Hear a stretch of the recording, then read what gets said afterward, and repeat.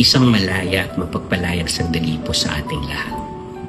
Ang kapulisan ay may mahalagang tungkulin sa pagpapanatili ng kapayapaan at kaayusan tuwing eleksyon. Sila ang nagsisilbing tagapangalaga ng seguridad sa mga presinto upang matiyak ang kaligtasan ng mga botante at ang maayos na daloy ng halalan. Kabilang sa kanilang mga responsibilidad ang pagpapatupad ng mga alituntunin ng Commission on Election tulad ng pagbabawal sa pamimili ng boto, pananakot, karahasan at iba't ibang uri ng pandaraya.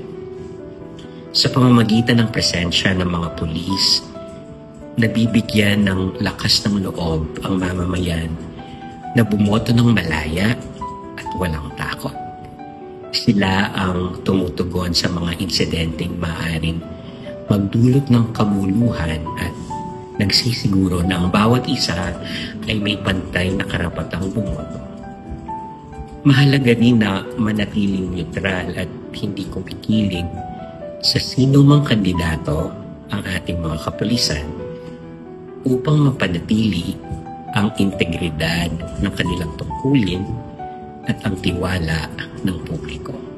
Bukod sa pagbibigay ng seguridad din, katuwag din sila sa iba't ibang ahensya sa pagsasagawa ng malinis at tapat na eleksyon mula sa panahon ng kampanya hanggang sa bilangan ng boto.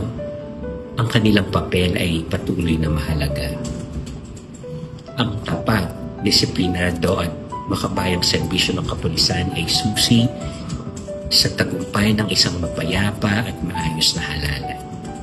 Sa kanilang pagtupad sa tungkulin ng may katapatan at walang kinikilingan, na itataguyod ang tunay na diwa ng demokrasya at may papakita ang malasakit sa bayan. Maging katuwang-pusa na natin ang ating mga kapulisan na sa tuwing eleksyon ipinapahiwatig ng ating mga kapulisan ang takot sa Diyos, pagmamahal sa ating bansa